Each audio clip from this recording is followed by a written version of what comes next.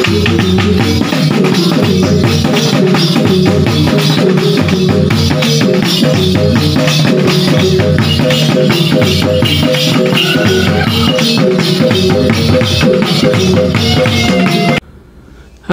jumpa lagi sahabat Kareklong Official sekalian di channel kebanggaan kita Kareklong Official ya. Pada kali ini kita akan membahas topik ya terkait dengan posisi Anies Baswedan yang terancam gagal nyapres ya.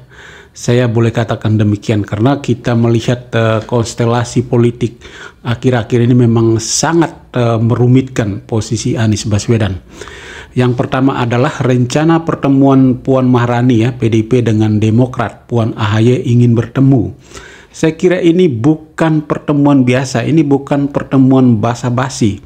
Tapi saya kira ada hal penting yang ingin dibicarakan. Ada skenario-skenario penting yang ingin dibicarakan baik dari kubu PDI Perjuangan maupun dari kubu Partai Demokrat ya. Kalau kita melihat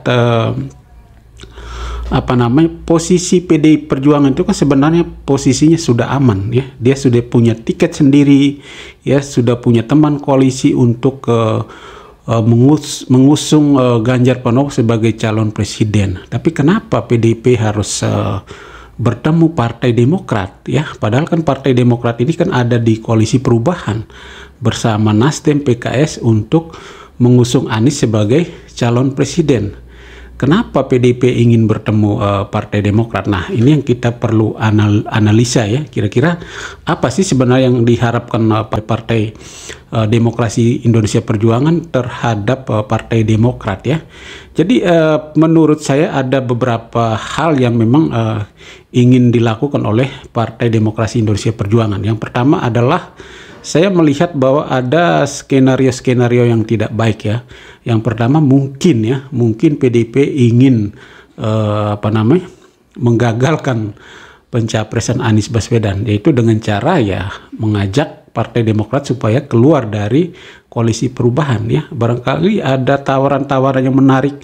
Apakah AHY masuk dalam radar cawapres Ganjar Pranowo ya kah, ataukah memang tawaran-tawaran lain yang mungkin lebih menggiurkan sehingga memaksa Partai Demokrat AHY harus keluar dari koalisi perubahan. Nah, kalau AHY Partai Demokrat keluar dari koalisi perubahan, maka ini menjadi ancaman serius buat Anies Baswedan untuk nyapres ya. Itu yang pertama.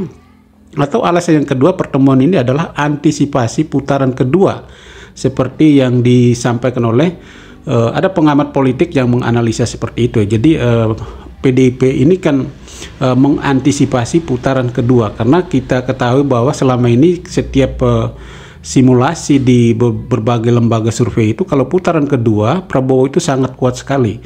Baik berhadapan dengan Ganjar Pranowo maupun Anies Baswedan, Prabowo selalu menang. Nah, di sini PDIP membangun skenario bahwa oke lah, Anies kalah di putaran pertama, maka putaran kedua tentunya Ganjar Pranowo akan berhadapan dengan Prabowo Subianto. Nah, oleh karena itu maka PDIP tentu membutuhkan amunisi tambahan. Nah, amunisi tambahan ini bagi PDIP adalah sangat gampang ketika mempengaruhi atau mendekati Partai Demokrat. Ya, tidak mungkin PDIP mengajak Anies ya untuk misalnya putaran kedua mengajak Anies untuk bergabung memenangkan Ganjar Pranowo, atau tidak mungkin PDIP mengajak Surya Paloh ya untuk memenangkan Ganjar Pranowo. Walaupun memang kalau kita melihat hubungan PDIP dengan Surya Paloh ini sebenarnya tidak terlalu renggang-renggang amat sih ya, bisa saja dicairkan ya. Tetapi kemudian yang ketiga adalah sulit juga bagi PDIP untuk mengajak Partai Keadilan Sejahtera ya, karena perbedaan ideologi. Jadi memang yang paling pertama, yang paling gampang itu adalah mengajak Partai Demokrat ya, karena memang posisi Partai Demokrat akhir-akhir ini boleh dikatakan labil ya, karena Partai Demokrat itu terkesan seolah-olah ada perbedaan pendapat lah dengan Partai Nasdem soal cawapres Anies ya. Jadi ini menjadi satu pintu masuk yang sangat gampang sekali bagi PDIP untuk bisa bangun komunikasi dengan Partai Demokrat ya. Jadi inilah saya kira skenario-skenario yang sebenarnya disiapkan oleh Partai Demokrasi Indonesia Perjuangan ketika ingin bertemu dengan AHY. Jadi ini menjadi ancaman serius bagi posisi Anies Baswedan sebagai calon presiden. Jikalau memang antisipasi pertemuan ini adalah antisipasi untuk putaran kedua, saya kira masih ada peluang Anies Baswedan untuk nyapres ya, karena biar bagaimanapun Demokrat akan tetap berada pada koalisi perubahan ya, mendukung Anies untuk menjadi calon presiden ya.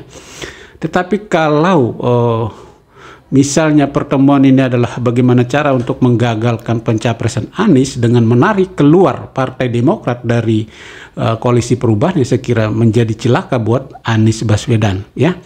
Sementara di sisi yang lain kita melihat bahwa ada pertemuan atau perbincangan yang semakin serius, yaitu Partai Nasdem, Partai Amanat Nasional, kemudian Golkar, PKB, dan Gerindra.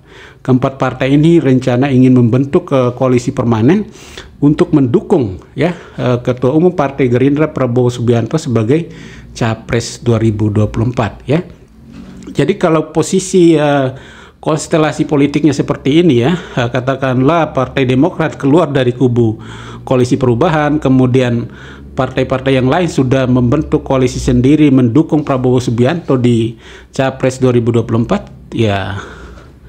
Saya kira mimpi Anies Baswedan untuk menjadi Capres 2024 harus terkubur ya. Tapi oke lah sahabat Karakter sekalian, kita berharap Partai Demokrat ya harus tetap menjaga komitmen, menjaga integritas ya, karena komitmen awal mereka adalah membangun koalisi perubahan ya, sudah sangat jauh ya, sudah pembicaranya sudah sangat serius, dan harapannya adalah Partai Demokrat jangan sampai menjadi pengkhianat ya. Partai Demokrat jangan sampai mengingkari janji ya, pokoknya harus komitmen lah, dan itu saya kira harapan semua partai pendukung Anies Baswedan. Tetapi kalau memang Partai Demokrat ya tidak menjaga integritasnya sebagai partai politik yang besar yang bisa diandalkan ya, saya kira dia akan melakukan pengkhianatan itu ya. Dan ya kita berharap supaya jangan ada pengkhianatan sehingga Pilpres 2024 ini tetap menyodorkan kepada pemilih sekalian ada 3 pasangan calon ya, yaitu Anies Baswedan dari koalisi perubahan, kemudian Ganjar Pranowo dari PDIP dan koalisi pendukungnya, kemudian Prabowo dari koalisi Gerindra, PKB, dan mungkin partai-partai lain yang mendukung. Dan saya kira kalau ada 3 pasangan kan